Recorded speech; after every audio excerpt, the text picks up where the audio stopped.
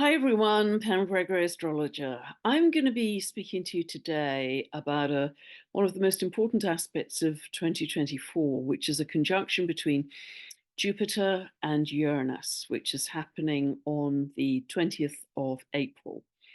Now, this is it's happening at 21 degrees, 49 minutes of Taurus. Now, this is around about a 13 to 14 year cycle from conjunction to conjunction, but it's going to be more important this year for several reasons. Firstly, Pluto, as we know, has moved into Aquarius, and Pluto intensifies the energy, the symbolism of any sign it's moving through. Aquarius is ruled by Uranus. So Pluto is intensifying that Aquarian, Uranian energy, and Jupiter is the planet of expansion. So Jupiter is expanding that energy. So those are the astrological reasons, but also if we look at the broader picture, as you know, cosmologically, we're at the end of the precessional cycle. We're moving through the galactic current sheet. We're moving through the photon belt. We're in solar cycle 25, which is actually peaking early in 2024. We have a lot of solar activity right now. There are many other cosmological factors, a much more unstable ionosphere, which is partly due to natural causes, things like the solar flares. It's also partly due to unnatural causes, satellites, 5G, etc., EMFs, that kind of thing. So the whole mix of those is adding to this kind of destabilization of the ionosphere. And that's really Uranus in Taurus, actually. Uranus is not a stable planet. It's a very exciting planet. And it's also in Taurus connected to the Earth, to Gaia. So there's a lot to say about this. And I'm going to show you a chart in a moment, which I hope will kind of capture some of these themes. But just to say, see where 21 degrees, 49 minutes of Taurus falls in your chart. If you don't know what I'm talking about, you can download a free birth chart from my website. This is a great opportunity to get the two-part teaching video from the link below, because that will show you where this conjunction is landing in your own birth chart, and that will give you some real foresight in terms of how this may be unfolding for you. Now, although it's specific to one day, 20th of April, the effect of this will really be feeling it. I think even end of March, with that lunar eclipse in Libra going into the very important solar eclipse in Aries on the 8th. And then, as I say, this happens on the 20th. So there's a whole energetic setup for this. And even after that, I believe that this could create some kind of spark, very good word for Uranus because it's very electrical, spark or trigger or ignition point for all that follows after that. And you'll get a better idea of what I mean as we move through this. But if you have any planets round about 2149 of Taurus, this will be more important for you in terms of its impact. If you have an emphasis in Taurus, if you're born roughly any year between the 5th and the 18th of May, and specifically round about the 10th or the 11th of May, you will be feeling this strongly. And again, the best idea is to find out exactly where your sun is by getting a free birth chart. The orb of this, I would say, is round about 3 degrees. So 3 degrees either way, so kind of 18 to 23 of Taurus. So that means that if you have any planets between 18 and 23 degrees of the fixed signs, and they are obviously Taurus, Leo, Scorpio, Aquarius, you'll be feeling this strongly because it will be in conjunction or square hard aspect to those planets, or an angle, ascendant midheaven, descendant IC. You'll be feeling this quite intensely, I would say. And if you have any planets 18 to 23 degrees in the other Earth signs, such as Virgo or Capricorn, you're also likely to feel it more strongly.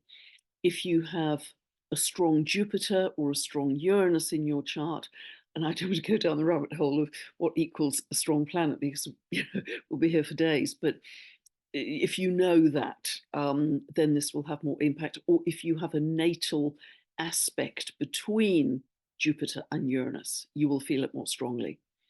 So I hope that covers all of the options. But this is quite an exciting conjunction.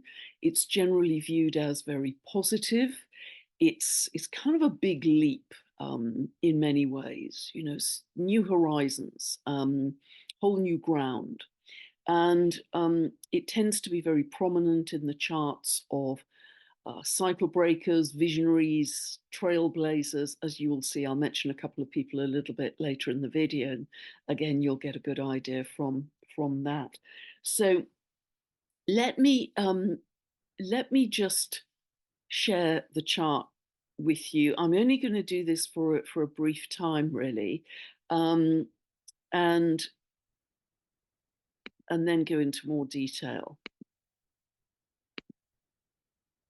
Okay, hopefully you can see that. Now, this is just a kind of scattergun of possible meanings. Now, every planet and also every aspect is like a multifaceted diamond. There are many possibilities of manifestation with them. Personally, I don't know as an astrologer what the specific events or experiences are going to be of this conjunction. I don't really work psychically. Yes, we're all very intuitive, but I don't consider myself as a psychic, so other psychics may have much more specific visions about this. But I just can feel the energy, read the timing, and give you a whole kind of Indra's net, as it were, of possibilities that may come up based on the symbolism, but also based on how it's played out in the past. Now, Jupiter and Uranus actually, between them, are very comfortable bedfellows because they share many similarities. They are both very much about the future. They're both connected to kind of future visions and very much planets of moving forwards as well. And that, as I say, Uranus is quite electrical, so Jupiter's going to expand that aspect of Uranus. They are both very much about freedom and revolution. They have no boundaries, really. This is coming down here. They have no boundaries. They don't want to be hemmed in. They are both very different from Saturn. Saturn, that's all about boundaries, walls, divisions, separations, etc. So they're both very different. Jupiter is to do with higher consciousness, wisdom. It's to do with far distance travel. Mercury tends to be short distance, close to home. Jupiter is long distance travel. It's when you go on a big trip. I mean, it would even cover space travel, actually. It's the kind of reaching out to the cosmos. So it's the adventurer, the explorer, the opportunist, somebody who's very spontaneous, you know, would have a strong Jupiter and or Uranus, actually, that they want to, yep, off we go, it's another adventure, let's go and explore. So the traveler, the explorer, the adventurer, always wanting to find new ground. It's a very restless energy. Uranus is really very connected to the outsider, if you like, the maverick, the galactic being, the one who doesn't fit. It's very connected to the out there, because in myth, Uranus was the sky god, so it's very connected to aviation, but it's very connected, as I say, to galactic beings, of which, you know, we are one, because we are also galactic beings, but there's a sense of being different. And so this is really going to help anybody who feels different, who feels like the outsider, the one who doesn't fit, the one who hasn't fitted, particularly in recent times, because it gives you confidence in your kind of your altruism, I want to say, but also in your uniqueness. It gives you confidence in your unique essence. And these, of course, are very much, very often the drivers of new ideas in society. So if Jupiter is equivalent to higher consciousness, Uranus is connected to higher mind. It's very much connected to the mind, but both of them are connected to freedom and revolution in a big way. And I'll give you some examples as we move through. I just want to pick up broad themes here. Much greater equality. Both Aquarius and its ruler Uranus are very connected to greater equality, everyone having a voice in society. It fights against elitism, it fights against top down. Particularly because this conjunction is in Taurus, it is linked to awakening and Kundalini activation. In April, I think we will have a great deal of awakening, people realizing the truth. Uranus is very connected to truth, and Jupiter's going to spill the beans, expand that. But because it's in Taurus, which is our physical body, it's also Gaia, it's the earth, but it's also our physical body, that sense of awakening, that it is going to kind of ripple through the body. So I think many people will have Kundalini activation. I also want to say that this is not smooth, linear energy. Uranus is like bolts of lightning. It's connected to electricity, and it's connected to what in quantum physics is called quanta, packets of energy. So it's discontinuous, as I say. It comes in bursts. And that's why it's also the planet of the unexpected. That's why it's often very hard to predict how Uranus transits will go, but they tend to be exciting. They tend to shake us up out of what we have already outgrown. At the soul level, at the consciousness level, it is what we have already outgrown, and therefore we step into newness, we step into variety, we step into newness. And anything which has felt stale or deadening or routine will be left behind. This will help us leave the old behind, leave the old 3D behind. It's very exciting in that way. As I say, both of them have no boundaries. Don't fence me in, don't tell me what to do. I am my own person. That's very much Uranus. And going beyond. It's interesting that with the ancient peoples, and this is still, of course, true for us today, that they and we can only see out to Saturn with the naked eye. So Uranus was I believe, the first planet to be discovered beyond the naked eye. And so therefore, it's this sense of going beyond, further out into the cosmos. And indeed, with strong Jupiter-Uranus transits, we have tended to make big discoveries further out there, going further and further out into the galaxy. Because of this kind of excitement and don't fence me in and don't want to be held back, it is this conjunction linked to risk-taking. It can be linked to inflation, particularly because it's in Taurus, which is also linked to money, banking, that kind of thing. But it encourages us to take a risk. It encourages us to play our luck and take a risk. So understand that meaning, because that might help you break out of the stale, the deadening, the routine. But as I say, very connected to exploration, new discoveries, particularly linked to the out there, the cosmos, and also not only more discoveries about galactic beings. That's why I think we could get more information about galactic beings coming in at this time, more disclosure, more information in some way, but also new developments in aviation. And again, as we go through, I'll give you some specifics of how that's worked in the past. Uranus is linked to youth, but very much linked to youth.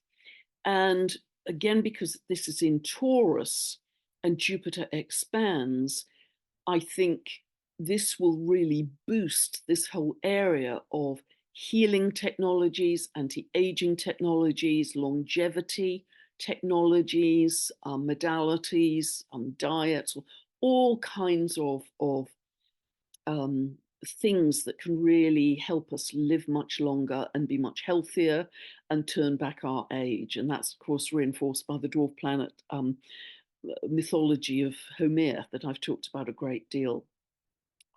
So bring it on. Technology and science, huge area for this Jupiter-Uranus conjunction. I think new developments in certainly internet, medicine, engineering, all kinds of areas that are connected to Uranus will take jumps. This conjunction, particularly Uranus, is linked to innovation in many respects. And of course, Taurus is linked to farming, food, food production, agriculture. It's also, Taurus is linked to digital financial development. And with Aquarius and Uranus energy, the direction of travel, as I've said before, is decentralized. Capricorn tends to be very centralized energy. We're moving away from that. We're moving into decentralized. And although inevitably, of course, and we're well aware of them, there are going to be attempts to centralize finance around the world, the astrological energy is very much leading us towards decentralization, even microcurrencies, communities, collaborations, grassroots up, localized living in a very different way. And this is really going to change the socioeconomic structure as we move through actually the next 20 years with Pluto in Aquarius. But this is one of the ignition points for it, a very important ignition point. Quantum leaps, as I say, it's discontinuous. Quantum leaps in our consciousness for sure. So really, I would really encourage you to focus on your spiritual practice at this time, maybe double down on that. Drop into stillness, bare feet on the grass. Decompress from a lot of the zuzzy energy, because Uranus can bring in a lot of kind of high vibe, zuzzy, scattered energy, actually. But one of the benefits of this odd mix of Uranus and Taurus is bare feet on the grass. Go to the earth to decompress and be in stillness as often as you can. Be in blank, be in no mind, be in empty mind, and just feel into your body, feel the bliss in your body. And yes, and Uranus is the planet, as I've said many times in the videos, linked to earthquakes, particularly when it's in Taurus, which is the earth. So we could see an expansion, an increase in seismic activity around this time. So those are the broad themes, some of which, of course, are entirely subjective, like awakening and Kundalini. And but I'm going to be going into more detail on some of these now as we move through. So I'm going to stop sharing now. Yes, I think another big one here is shattering belief systems, shattering Uranus, belief systems, Jupiter, shattering belief systems. And that will be part of the process of the awakening. I think April, as I've said many times, and every other astrologer is saying it, I think, is going to be one of the biggest months of the year. So this is very exciting. I also see Jupiter-Uranus as the freedom movement. Freedom, Uranus, and also Jupiter actually, but a whole movement, a whole new belief system, a whole movement, freedom movement. And what is starting in both America and Europe. And as I've mentioned before, isn't it interesting that the farmers' protests in Europe, it's to do with the farms, Taurus, the food production, the regulations around the food production. I mean, it couldn't be clearer in terms of the symbolism. But this is the beginning, I feel, of a whole freedom movement that is part of this gradual shift of the power to the people. This Jupiter-Uranus conjunction is going to reinforce the shift of the power to the people, which we've seen in historical cycles with Pluto's move into Aquarius. So let me just, I think freedom of choice with our bodies as well. Freedom, Taurus, our bodies. Freedom of choice with our bodies is going to be another big one too. There may well be other themes and expressions here. I'm sure I'm going to be adding to this as the weeks go by, but I just want to give you a flavor of what's to come. And it is going to be a jump. It's a bit of a wild card. But generally it's seen as very positive, very exciting. It can be destabilizing. There can be kind of things that happen like seismic activity that can be difficult to deal with, unexpected, difficult to deal with, but then we get through it. But broadly, the major expressions of this Jupiter-Uranus conjunction are very positive and very exciting.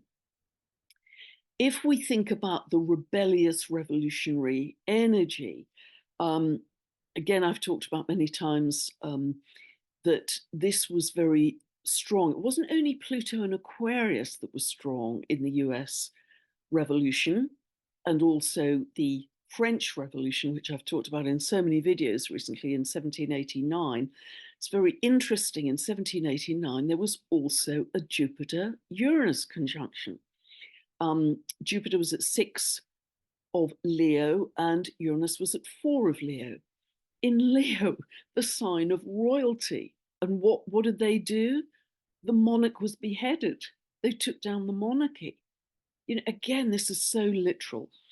So, and if we look to more recent times, some of you may remember in 1968-69, we had another Jupiter-Uranus conjunction. That was, I remember very clearly, a huge time of protests all over the world.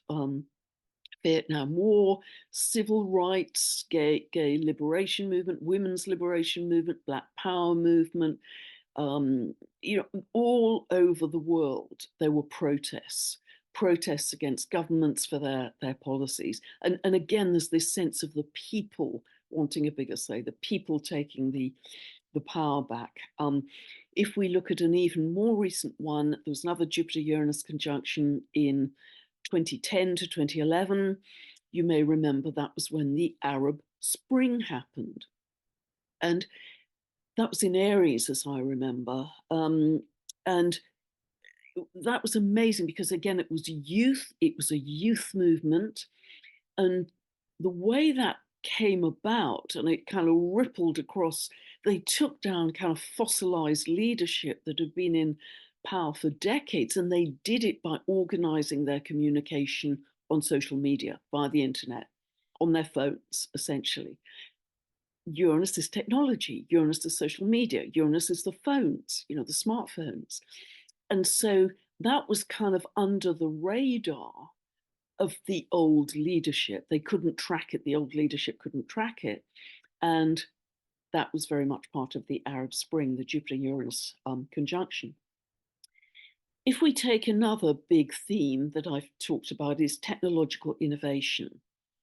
Isn't it interesting? I was talking about trailblazers and cycle breakers. Steve Jobs, who of course is incredibly well known for all his inventions with Apple, had a Jupiter-Uranus conjunction natally.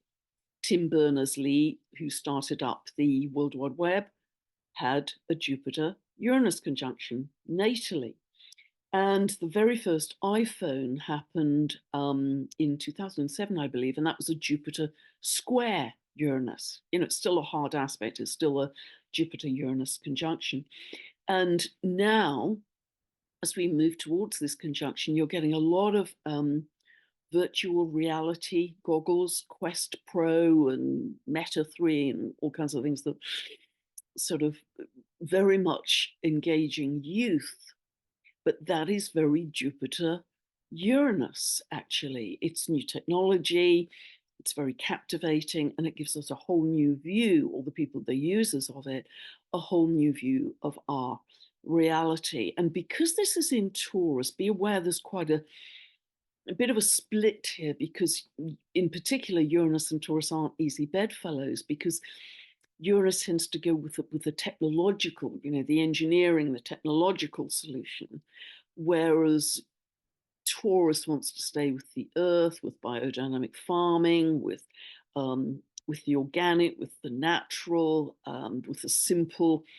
So that's going to be a bit of a split potentially with this also as we move forwards. But yes, those virtual reality goggles are a very clear expression of Jupiter-Uranus. Whole new vista. Going beyond with space travel. Oh, by the way, just to go further back in history, there was another example of a Jupiter-Uranus hard aspect. I think it was a conjunction which was in 1844 to 45, the invention of the telegraph. And the telegraph system was really considered the first internet, which, as some of you know, was kind of fried, taken out by the Carrington event in September 1859. But nevertheless, that was a massive technological invention at that time. Going beyond with space travel, yes, again looking at the hard aspects of Jupiter and Uranus. There was an opposition between Jupiter and Uranus, and that was going back all the way to 1782 to 83, and that was the first hot air balloon launch. And then, of course, very famously in 1899 to 1901, you had the Wright brothers, the development of gliders. Think of Uranus, the sky god. It's out there. Of course, we all, or most of us, lived through the moon landing, which was in July 1969, and remarkably, that was a Jupiter-Uranus-Pluto conjunction, a triple conjunction. But the tightness of exactitude between Jupiter and Uranus, it was in Libra, actually, and it was within 3 minutes of exactitude. 3 minutes of exactitude. And that's remarkable. And yes, you may say that, whoever was planning that launch, of course, knew the astrology. Yes, of course, I'm sure they did. But nevertheless, whatever you think about that moon landing, and I know there are different views on that, as I'm sure you'll follow, nevertheless, it expanded the consciousness of people who were watching that and witnessing it and thinking, wow, this is amazing. I remember as a very young child watching that and thinking, wow, another out there step of going beyond. In 2010, you had the first, I think it was the first 24-hour flight in a solar-powered plane. That was another conjunction between Jupiter and Uranus. So, we've got very, very clear themes here. And in terms of new discoveries, that's a whole other area as well, again, out there in the cosmos.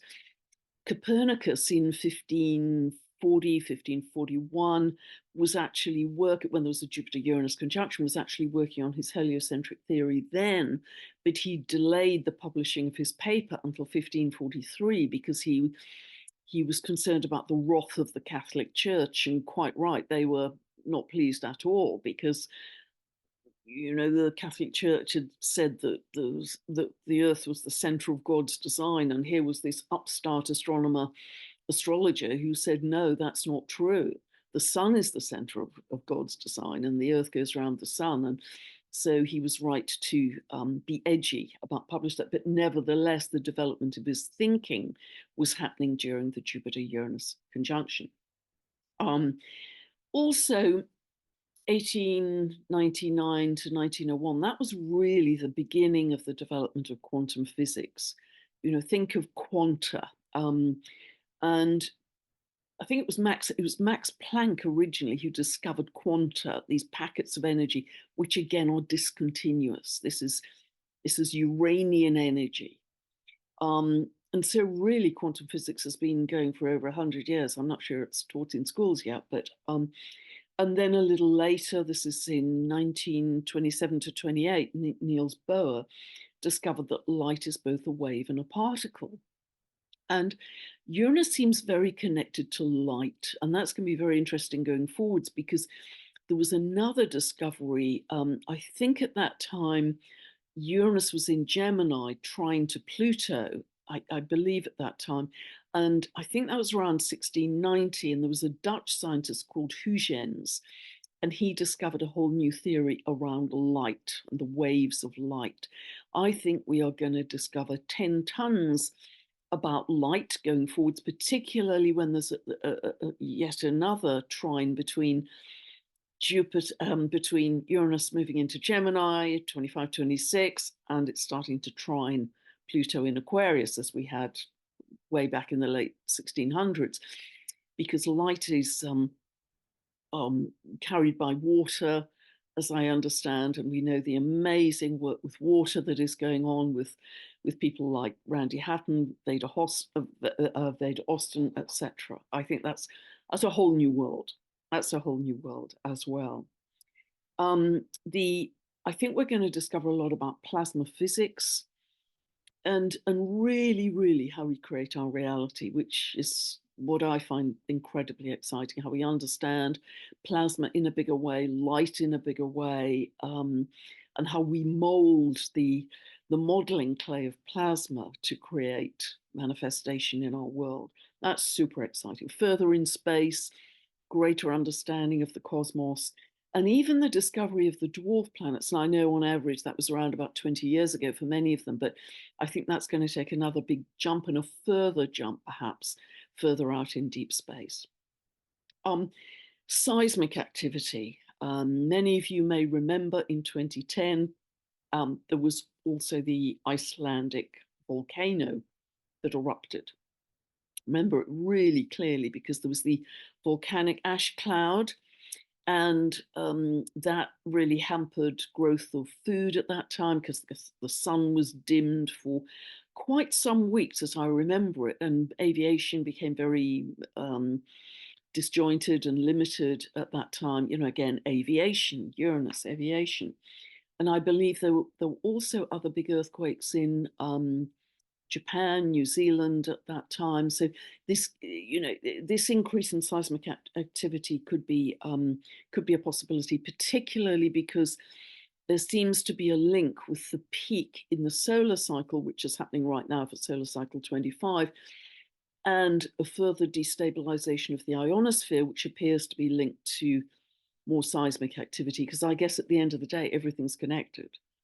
You know, the inner core of the Earth's crust, you know, everything is connected in layers. There's no separation. Another theme is how this is going to change the socioeconomic structure, because remember, this Jupiter-Uranus conjunction is going to reinforce so many of the themes that I've spoken about with Pluto in Aquarius, and I'll put the video about Pluto in Aquarius below, because this conjunction is going to reinforce all of them, because Jupiter, planet of expansion, is expanding the ruler of Aquarius at this conjunction. So certainly, and again, I've mentioned this elsewhere, if we look back to what happened in 1789, Pluto in Aquarius, Jupiter-Uranus conjunction after the monarchy was, well, the monarch was beheaded and it was the end of the monarchy and France became a republic. Over the coming years, there was a radical change in the socio-economic structure. A lot of the tax benefits that had been given to the very rich, the aristocrats, were now given to ordinary people. Small farms started up, small businesses, small enterprises, and this really began for the very first time what's known as a middle class, because before that there'd just been the rulers and the ruled and nothing in between. So this was really revolutionary. You know, think revolutionary with socioeconomic structures, think revolutionary with food production and farming, think revolutionary with the way we organize our finances and economics. But I think, and it is going to, society will become more equitable, not ever equal, but certainly more equitable in its tax structure, I believe. And it's not going to happen in a week, you know, a month, but it is gradually going to be this shift of power to the people, that we are stepping back into our sovereignty, into our inner power peacefully. And remember, this is not going to be handed to us on a plate. It is not going to be handed to us on a plate. We have to step into that sense of sovereignty, which is something I talk about in pretty much every video. in order for that to happen. But that's an inner shift. No, it's an inner shift of energy. It's an inner shift of focus, an inner shift of frequency, actually, to say, I absolutely know who I am, why I'm on this earth, what I'm meant to do, what my unique contribution, Uranus, is to the greater whole, to the community. And it's very much reinforcing service to others, this conjunction, because Uranus and Aquarius are altruistic. They are all about the community, the greater whole. They're not intrinsically about service to self in the way that we've had it in the past. So that, I think, is really exciting. I think this is going to boost our sense of multidimensionality as well, because with this awakening, with the Kundalini activation, with this explosion of consciousness, yeah, it's going to be very exciting. It's going to be fast. It's going to be exciting. Don't expect it to be stable. Find your stability within yourself. Bare feet on the grass, stillness, drop into the breath.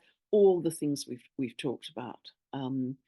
You are your stability. You are your center. You are your anchor. I just want to mention a couple of other things, and I am making absolutely no. I'm giving no opinion. I'm making no political statement whatsoever, because people jump on comments and think I'm making, some political comment. I am absolutely not. I am an astrological messenger. So but what this can bring about is this Jupiter-Uranus conjunction. Things will not stay the same either with this country or with these two people I'm going to mention. They will not stay the same, because it can be very positive, but it is most certainly a change of situation, let's say, change of circumstances or a change of situation in some way that can be quite sudden and quite radical. This is conjunct the sun, S-U-N, of Israel. Israel's sun is at 23 degrees of Taurus. So I'll put the details of the chart for Israel below, so the astrologers can go and look at that chart. But that, I think, is very interesting. This conjunction is also conjunct our current British Prime Minister's sun, S-U-N. He has his sun at super close to this, 3 minutes of exactitude away, 2152 of Taurus. It is also conjunct the midheaven, which is, in an individual, it's their reputation or their status or their visibility in the world, that kind of thing, of Donald Trump. His midheaven is at 24 of Taurus. So again, no political view whatsoever. It's an observation, and we sit on our eagle's perch in divine neutrality, and we watch how this unfolds. Astrology is fabulous for cultivating neutrality, perspective, because we are always the drone flying over the busy New York street at rush hour, seeing the pulses of quiet times busy, quiet times rush hour, quiet times rush hour, and it has order, whereas at a lower level there is disorder. I'm not really interested in the 3D. I'm interested in offering you this higher perspective that astrology gives us, because it helps so much to get beyond the division, the separation, the judgment in any situation, because we're going to need to do that as we shift into higher dimensions. We've got to leave all that old stuff behind. The judgment, the division, the separation, the I'm right, you're wrong, because it's only really, I think, ego that makes us want to be right. Because if we can go beyond that a little, it's okay. It's okay for you to have a different view, and ultimately we are moving towards unity consciousness, which will be wonderful. And through this conjunction, which reinforces Pluto in Aquarius, and remember, it's just not for one day, it's a whole trigger point for what's to follow, we are really going to start to understand that consciousness produces matter. Consciousness produces matter. And really would love all of you listening to this to start to become masters of your frequency in all the simple ways that I talk about and many other people talk about. Because, there's another possibility with Pluto in Aquarius is that, there's control by technology. That's a very obvious timeline, but there are many timelines. We don't have to live on that timeline. We don't have to be anywhere near that timeline, because we are learning to master our own thinking, our own emotional set, our own frequency, in order that we are constantly creating higher and higher timelines. And we are doing this. You in even listening to this, me in speaking about it, we're doing it. We're coming together on a Sunday in that 15-minute meditation. We're doing it when you come together and other people in other meditations, when you can even just even when you're alone walking in nature, if you can raise your frequency, you're doing it, because that's feeding back to the collective. In every moment, we've got to start to live this sense of, I am safe, I'm free, I am welcoming in, we are welcoming in an expanded sense of consciousness, an expanded, loving consciousness into our world. And that's the timeline we're going to be on moving forwards. And this Jupiter-Uranus is going to help us a ton to do that. So I hope that's clarified a little. For sure, I'm going to be adding to this, and lots of other astrologers are going to be talking about this too, absolutely, because it is one of the biggest aspects of the year. But I hope that's given you an inkling of what we're moving towards, and we are already starting to feel that energy, because we're already moving into the eclipse energy that's a precursor for this Jupiter-Uranus conjunction. God bless. Hope that's helped you. Bye for now. Be back soon.